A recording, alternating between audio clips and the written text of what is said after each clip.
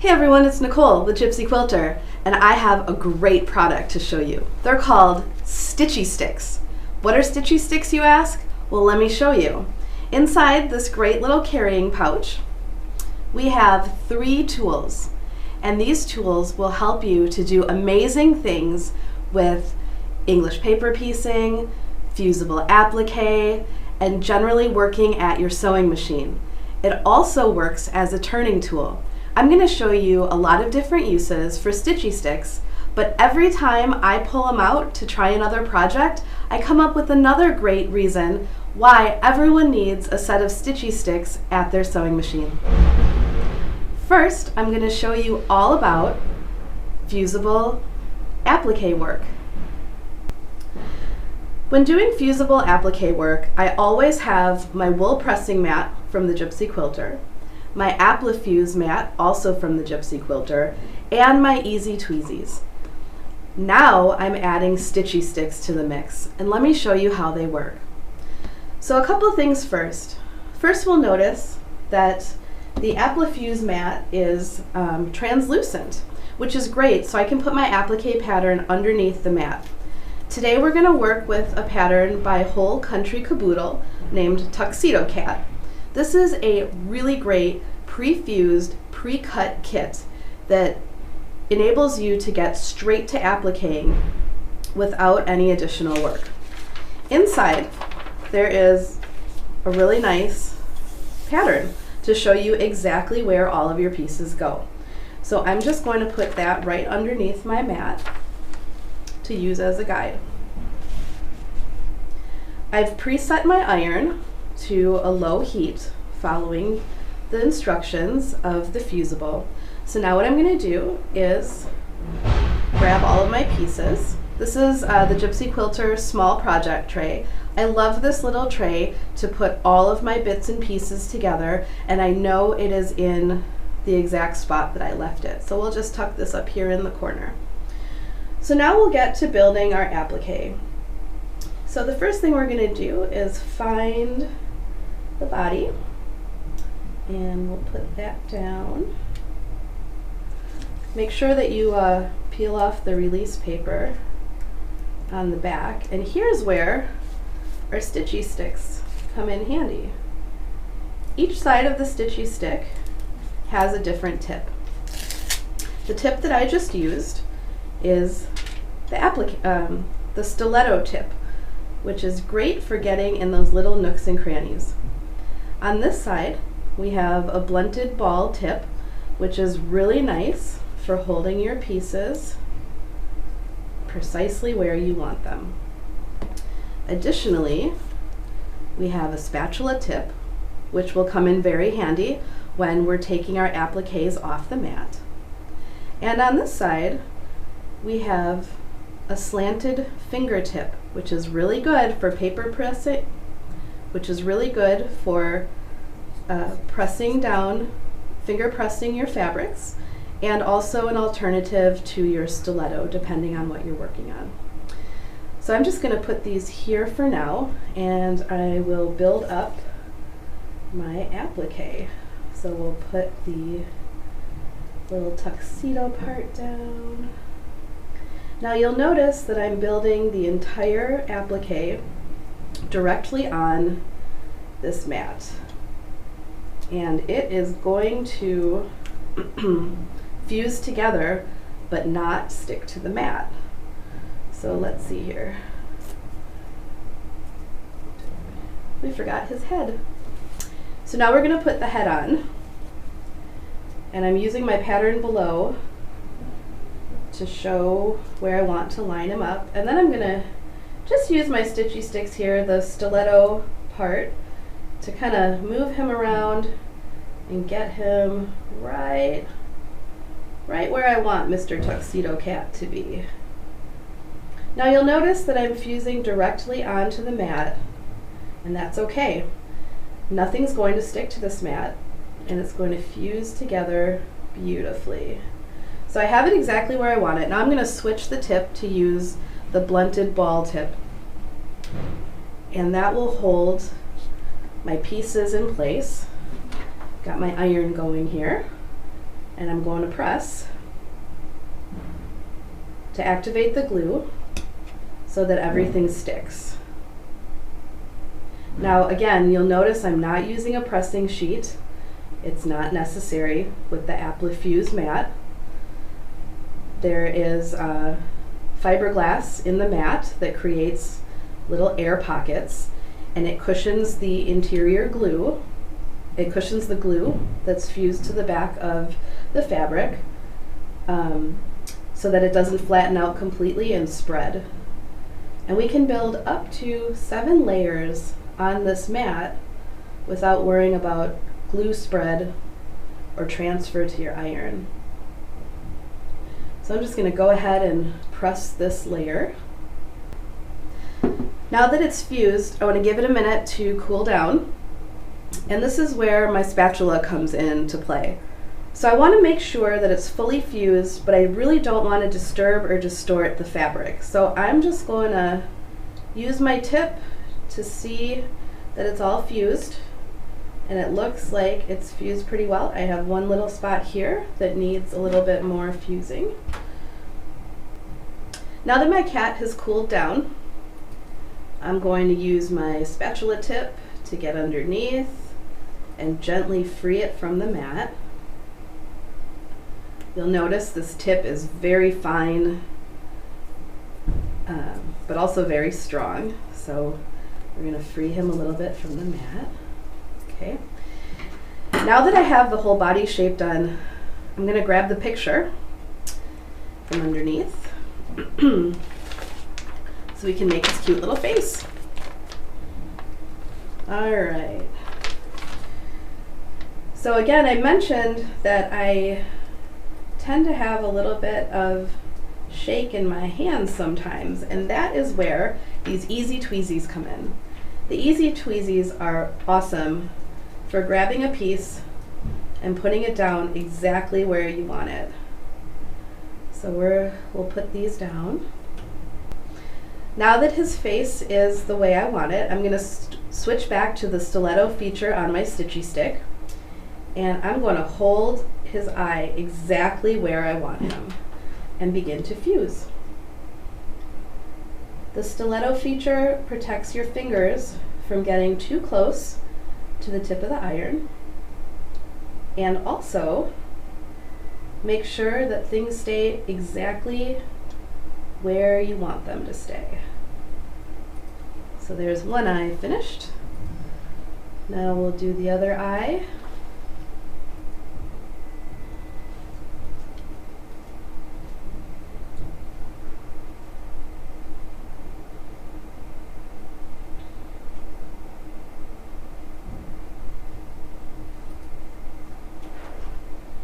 Now that the eyes are done, I kind of knocked his little cute little face around a little bit, so I'm just going to use my stiletto here to put him back where I think he looks good.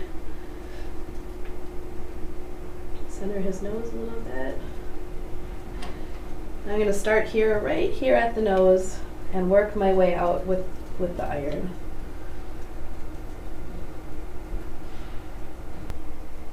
Now that my cute little tuxedo cat is all fused, we'll give it a couple seconds to cool down, and then I'm going to use the spatula tip on my Stitchy Sticks to free the applique from the mat. So we'll just go around carefully, freeing him from the mat.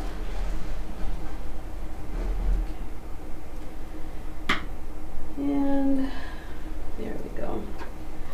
And now my cute little cat is ready to go wherever he's going to live, whether it's a tote bag or a quilt block or any project of your choosing. You'll see that it's fully fused. The glue is still on the back to fuse onto your next project. And with the help of our Stitchy Sticks and our Easy Tweezy, this was a cute, fun, fast project with professional results. English paper piecing is super fun and super easy to do, but it's even more fun when you have the right tools. Stitchy Sticks makes all of the different methods of English paper piecing fun and easy. It also protects your fingers from the heat of an iron or getting sticky with glue. Let me show you how. So here I have a pre-cut fusible English paper piece hexagon. And the first thing I want to show you is the Stitchy Stick was designed to be square. Reason being is this way it will not roll around. It'll stay exactly where you put it. But we also designed the body to be 1/4 of an inch wide. So I'm just marking the seams here, but you'll see I've already done that. So we've marked all the way around, and now we're ready to trim. You have 2 options of how you want to trim your paper piece. You can use the Gypsy Quilter mini duckbills. This is a great little scissor for doing some trimming, or using your Creative Grid cutting mat and the super handy 1.5 by 6.5 inch Creative Grid ruler. And we're just spot checking there, and it absolutely is a 1/2 inch that we've marked. Then we'll grab our Creative Grid rotary cutter. I'm so excited about this cutter. It's heavy, but yet well balanced, and it really makes it super easy to cut for long periods of time without any hand fatigue. You'll notice that I'm barely using any pressure to glide through, trimming away my excess pieces. So once we've trimmed this,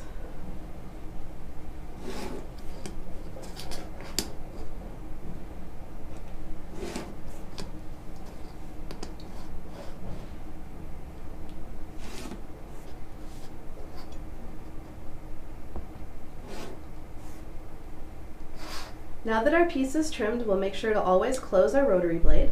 You'll notice that this rotary cutter has a very easy release for the blade guard. It's ambidextrous, where I can either open it to the right or to the left. So we'll close it up, and you feel it nice and strong close right here in the middle, so now you know you're locked.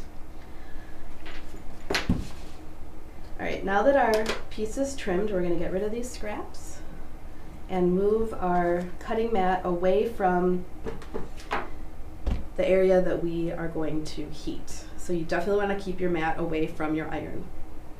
So there are many different ways to do English paper piecing, and I'm going to show you a couple of ways to do it and how Stitchy Sticks are super simple and helpful. So the first way is to use starch. So I'm going to grab my Stitchy Stick that has the spatula and also the tapered finger, and I'm going to put my other Stitchy Stick with the ball point and the stiletto on this side. So I'm going to use my left hand for the ball tip and my right hand, which is my dominant hand, for the spatula. So I'm also going to pick up my paintbrush, and I have a little bit of starch, and all I'm going to do is paint the edge. I'm going to paint the seam allowance there with a little bit of starch. You don't need much, and you want to do your best to keep it away from the paper so that you get a nice crisp edge. Now I have both Stitchy Sticks in my hands, and I'm going to use the spatula side to push over that seam allowance.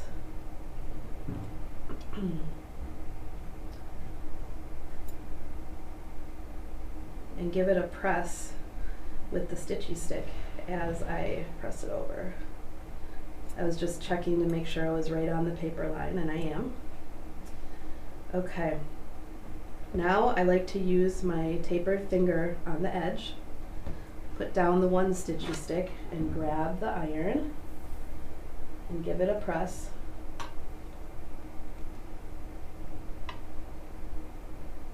And the great thing about these Stitchy Sticks is you can use them with such control and precision that you can make sure that your points are absolutely perfect. Let's spin this around a little bit and make sure she's where I want her. Let's see. There we go. Nice sharp corner is what we're looking for.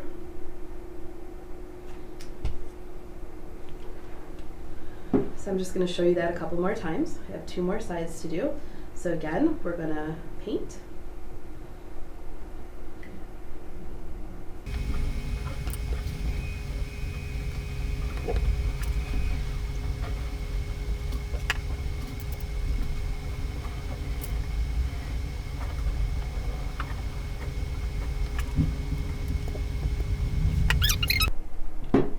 And there you have it, a perfectly formed English paper pieced hexagon. And I will remind you that the applique mat does get hot, so stitchy sticks are very important to keep your fingertips away from the heat of the applique mat. Also, you'll notice that I have the applique mat sitting on top of the Gypsy Quilter wool mat to absorb the heat from the iron to protect your surface below. So there you go, a cute, adorable little English paper pieced hexagon made with the starch method. Now I'm going to show you how you can use glue to do the same thing. I have 2 different types of glue today. The first one I have is just a glue stick. So what we're going to do is use the blunted ball tip to hold our paper in place, and we're just applying the glue to the seam allowance. Now remember, nothing is going to stick to the applique mat, and it easily cleans away anything that's sticky or residue left behind. So it's okay if you're a little messy. And we're just going to follow the same procedure where we will use the spatula to fold the edge over and give it a nice little press. You want to make sure those corners are nice and sharp, and that's where our tapered finger comes in. And now we'll just hold that piece again and add some glue. And you'll notice I'm really not being very careful to keep the glue off of the mat because nothing sticks to it. So now we'll do the same thing. Actually, I need a little more glue in this corner here. Oh.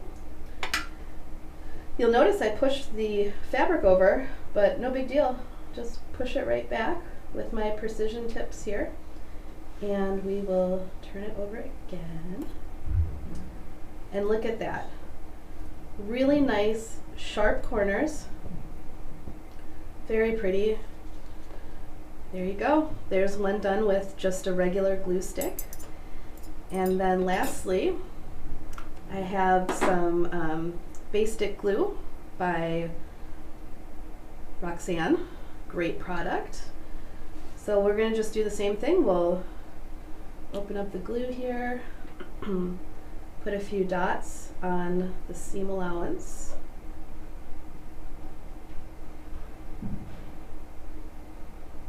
Okay. Now it's really important to hold your piece in place, especially when you're working with a smaller little piece of fabric. So we're going to hold our piece in place and give it a flip and press.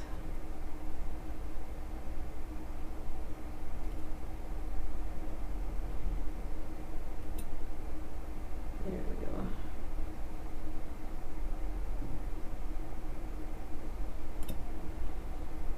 And again, you get a really nice crisp seam, regardless of if you do it with starch or glue stick or any of the basting glue products out there. Okay, we'll do it again.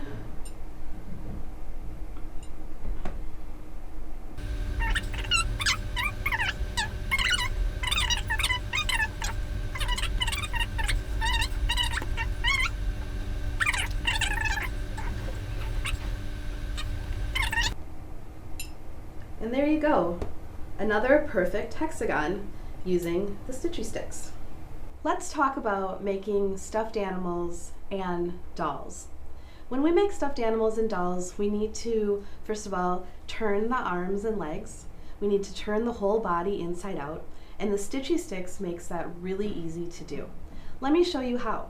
I have my friend Oliver here, and Oliver's already done. This is a really cute fabric panel that has come out of my fabric stash from ages ago. It's a cute panel by Sew Kate Sew, Riley Blake. But let me show you how I use the Stitchy Sticks to make this cute little guy, and we're going to make his sister Olivia. So what I like to do for stuffed animals and dolls is I like to layer in a piece of 100% cotton batting, and then I forego actually stuffing the arms and legs when they're skinny. So what I've done is just put my right sides together and a piece of 100% Gypsy Quilter cotton batting on the back. And I'm going to use my mini duckbill scissors here and trim away this batting after it's sewn. And the reason I like to use my mini duckbills is because it's really, really easy, as you can see, to precision cut away using these cute little 4.5-inch mini duckbill scissors. They're awesome for applique, but they're really good for any type of intricate cutting. And so we've got one of our arms cut out here. And let me show you how it works. So what we're going to do is take the tube that comes with the Stitchy Sticks, and we'll put it between the two pieces of fabric. Insert the tube. Now we'll grab our Stitchy Stick with the blunted ball tip and insert that into the tube as well. And turn. It's as simple as that.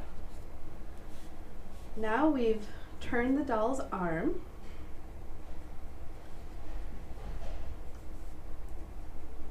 And we'll take the stiletto to, actually I'm going to use the stitch finger and make sure that I've turned all of the arm gently. And then rather than taking it over to the ironing board, I'm going to use my tube and just roll it out to work on eliminating any of the little bumps or wrinkles. But also I really don't want to put heat on it because I want to retain that soft feeling that the batting has given it. So I'm going to quickly do the other arm. I'll give it a trim and then I'll show you again how the turning works. I forgot to notch out the curve on the other one, on the first arm, but notching out the curve is always a great idea to reduce bulk, especially on small curved objects. And you can see that my cute little mini duckbill scissors are a great choice for clipping those notches. Okay.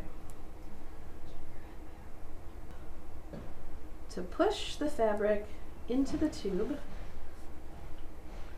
remove the tube, continue to turn, and push out any little stubborn pieces of fabric. All right, and again, we'll use our tube just to kind of roll the fabric a little bit to get the some wrinkles out, but without crushing the arms, because you can see they're still kind of fluffy. So once we've done that, now we're ready to put the little dolly Olivia together. So here's another tip for you. Anyone that knows me knows that I absolutely love, love, love to make dolls and stuffed animals. And I've found over the years that adding a little bit of Gypsy Quilter cotton batting to the back of your doll panel really gives some extra dimension and stability to the doll. So I've pre-quilted the batting onto this cute panel and trimmed everything away per the instructions. Now we're going to put the arms in. So we're just going to crisscross these arms. And I have my Gypsy Quilter cool pins here today to do the pinning, where I need precision pinning. The Gypsy Quilter cool pins are very thin, they're very fine.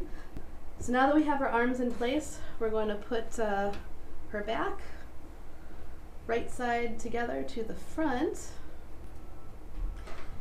Now that I have my little dolly all clipped together, I have my 1/4 inch foot on my sewing machine, and I'm going to start sewing. Now many of you know that a 1/4 inch foot is awesome because it tells you exactly where a 1/4 inch is, but it's a little challenging when it comes to curves and when you're not really going straight. So I'm going to show you how the Stitchy Stick will help make that super easy as well. And for this one, I'm going to use the Stiletto feature of the Stitchy Stick.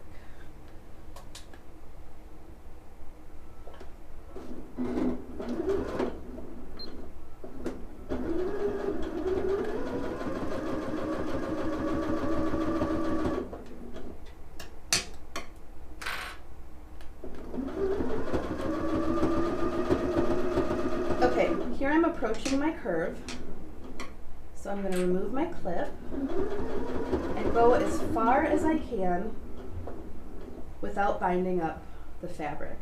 Now I'm going to put my needle down, flip around here, because I want to go a little bit further down into that crease, but I can't really do that with the 1/4 inch guard. So I've used my Stiletto feature here to move the batting. Now I'm going to go a little bit further, needle down, pivot around,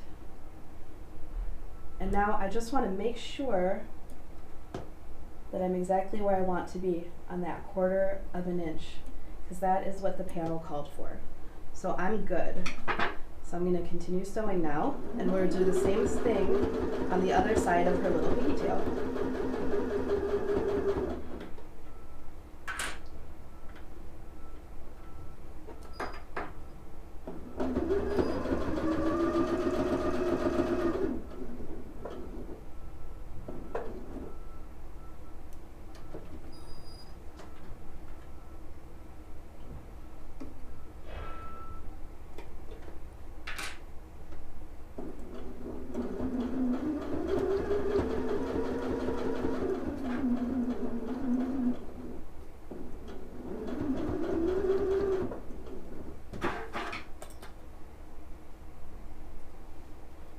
So I'm going to use my stiletto here to hold the fabric and batting down to get it under the guide and get right into the corner of that pigtail. Now I'll lift my machine foot, pivot, and we're ready to go again. And the Stitchy Stick, the stiletto tip, makes it really simple to easily guide that batting exactly where you want it to go. And you'll notice that my stitches are not distorted either. They're nice and even.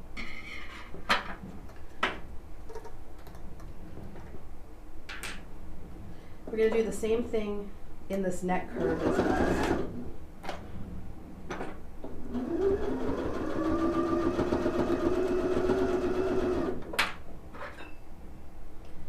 So here I am holding down my batting to get it underneath the 1/4 inch guide, going right into that neck, a 1/4 inch. Now we'll turn the fabric, put the presser foot back down, and now this is where my arm is. And this gets bulky. So I'm going to use my stiletto to help me guide gently the fabric to the machine. The reason I'm using a stiletto is what I don't want to do is push the fabric in, because that will cause it to bunch. And I also don't want to put any stress on the feed dogs below. So using my stiletto gives me control without pressure. So again, I'm going to pull this pin out and use the stiletto to hold that arm in place. And here we go.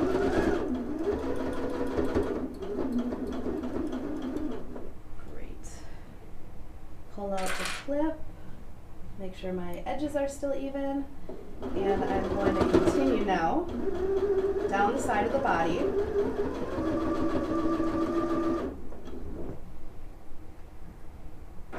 And around this curve here.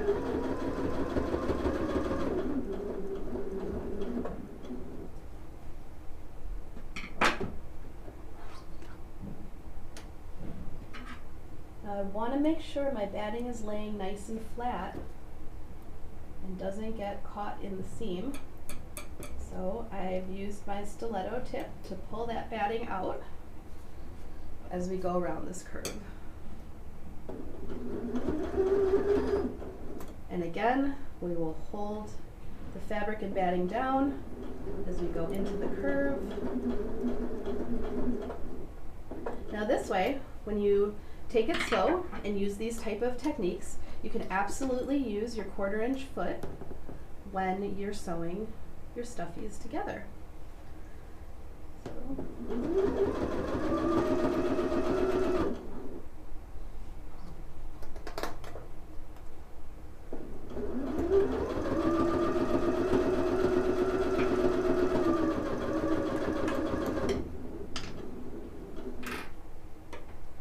Okay, here we go around the foot. I'm gently guiding my fabric using my stiletto. I'm neither pushing nor pulling. Okay.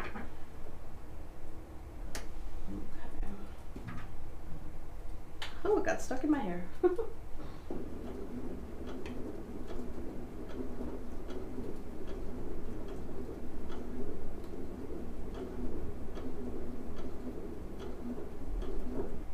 Okay, so now we're getting close to the next arm. So again, just using my stiletto to keep all of the layers exactly where they need to be. I'm going to pull my pin so that I don't stitch over that. And we'll continue on into the neck. We're going to push that batting and fabric underneath the 1/4 inch foot, 1/4 of an inch in there.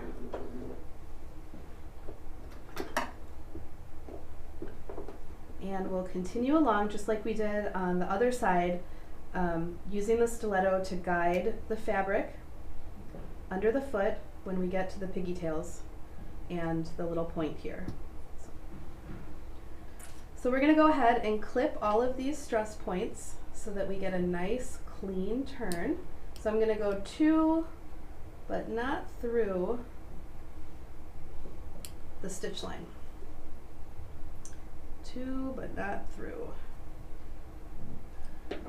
Alright, so I've left an opening at the top of her head. I'm going to take the tube from my stitchy stick and insert it into the opening, all the way down into the foot. Then, again, using the ball tip, the blunted ball tip, we'll turn this foot into the body, pull out the stitchy stick, and then I'm going to move the tube over to the other leg and repeat the process.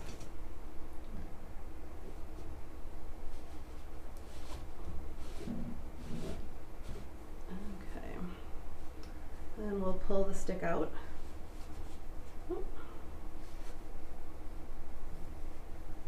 Turn it a little more. Okay. Now I'm removing my turning tube, and I'm going to grab those legs and pull them right sides out. We'll start with the legs, and then we'll pull the arms out after the legs come out. So,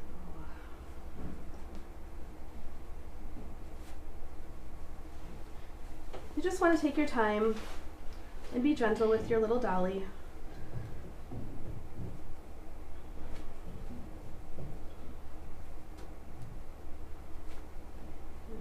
Okay. The arms are free.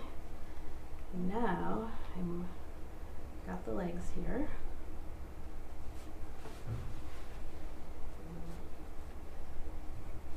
You can use your blunted ball tip to give it a little push from the outside. Get it past the neck.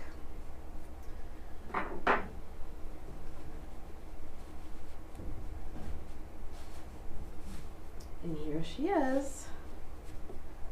So cute.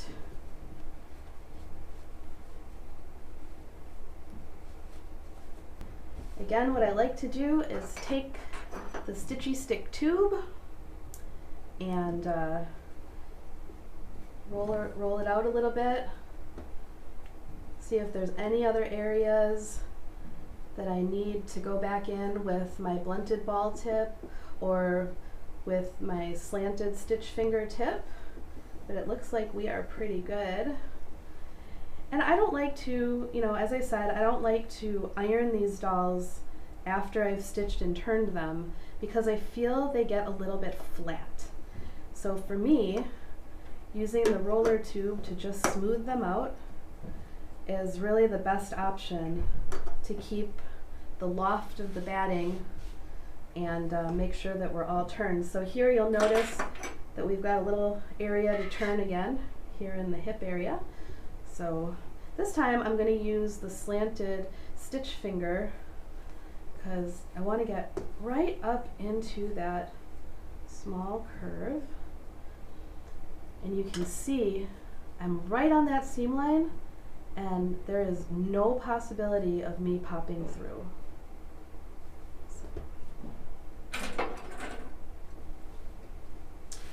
There you go. And now Olivia is ready for stuffing, but you can see just how easy the Stitchy Sticks made it to turn her arms and her body, to control the fullness of the batting while still using our 1/4 inch foot and all kinds of other things.